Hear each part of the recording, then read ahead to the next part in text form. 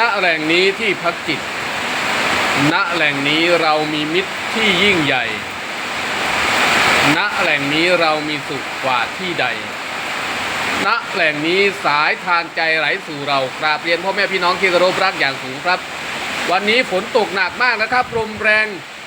น่ากลัวมากๆครับผมโอ้โหสุดยอดเลยครับ